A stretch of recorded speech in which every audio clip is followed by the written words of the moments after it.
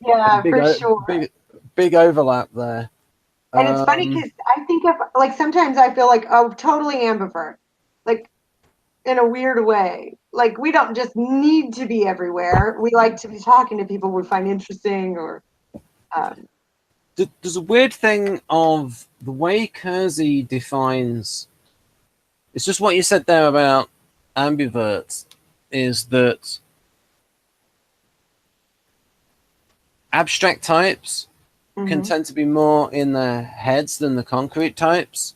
And of course, well, there's two kinds of being in your head. So it's like, are you in your head because you're doing something abstract, or are you doing it because you're introverted? And so Mhm. it's like, it's a little bit tricky because everything that's abstract is inside your head. But so when you get an extroverted intuitive, well, they are going to have modes where they're inside the head a lot because that's the nature of abstraction. Because Mhm. you sense things that are outside of you, and the abstractions are inside of you. So they can probably do things that look introverted.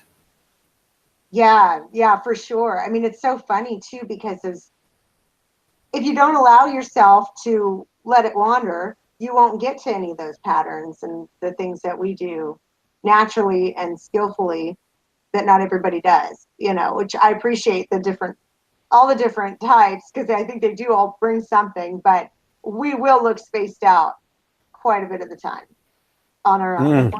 we're not reining that in, because you're like all over the place I, and putting and things together. I think Jung would say is the way to tell the difference is the way their extroversion, the way their intuition is extroverted or introverted is like, what is it stimulated by? If it's stimulated by something external, and then you take on that abstraction and your world goes off somewhere, it's still stimulated from, it's still an external, extroverted, objective intuition. And we went over yesterday when we looked at Douglas Adams. It was still an external impulse when he heard that thing about the judo, use your Mhm. opponent's weight against himself. That's still external, and then he did something with it. Introverted intuition is supposed to come from within yourself, your own psyche, a perception from within. Mhm. So, say, in the most extreme example, something bubbling up from your unconscious, Ooh, that sounds and scary. then you get stimulated. I know it's weird, that NI thing, isn't it? And so it's Yeah. not really based on anything but their own like unconscious like weird dream or something, and so it can get Wow. super duper subjective. Yeah, that sounds more subjective than the other ones we've been Yeah. discussing, actually. So this actually should be a hangout on its own about the difference between, say, who is more subjective and more objective, like an extroverted intuitive type Uh-huh.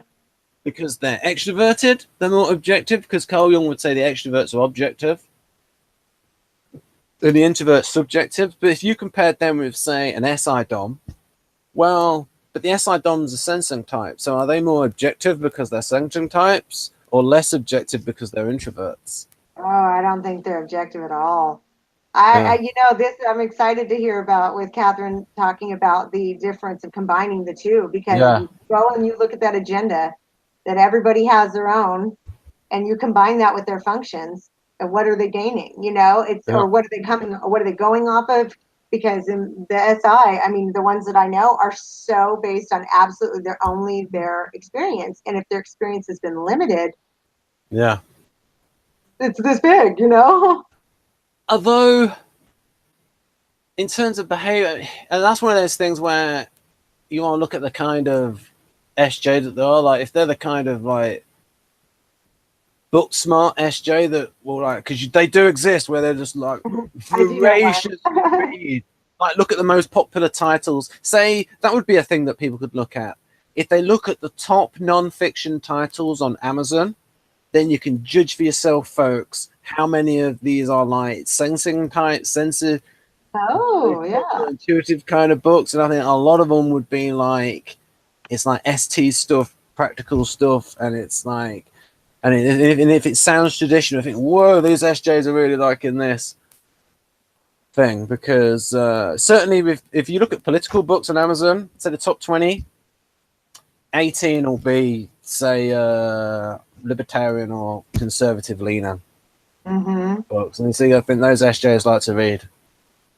Gosh, so they must. I know it would be kind of funny to find out what it is because I'm sure it's so select. It's the introverted sensing. It's especially if what they're reading sort of paints pictures with words. They really get into that. That's from what I've spoken to my mother about her particular reading process, the way her introverted sensing works, where if a smell is mentioned, described, it doesn't even have to be described, it just has to be mentioned, and then she can instantly imagine the smell. And I asked her about, and so she can imagine things on a concrete level. So I even asked her, can you imagine, and we were talking about Claire Richards beforehand, about what good a singer she is, and I say, so could you imagine Claire Richards sing? So she has the ability to like imagine Claire Richards, say, singing a song. So great, that means you can imagine your favorite song sung by different people, you know how they sing. Yeah, which they're not doing. That is like some pretty good, that's like the introverted sensing superpower, where as long as the imagination is, you've experienced it and it's so reality based that you can have this instant recall of what something, because I have to concentrate hard to imagine a smell. Yeah, me too. Like I can't even see a reason to do it. Right. So the reason I brought this up is she was reading through all the ebooks of, say, the Game of Thrones novels, and they're notorious for having so much description in them, and she loved all the description in them. So I think the SJs, especially if they're reading books about like just things in the past and the Civil War and all the detail, all the sensory detail they're going to like, and that's a thing with SI, the sensory detail. So how did we get onto this topic? We've got two MPs. We've maintained our two viewers though, although maybe there are different two viewers than what they were 5 minutes ago. So we'll get on to this. Oh yeah, I think we were talking about something about introversion, extroversion.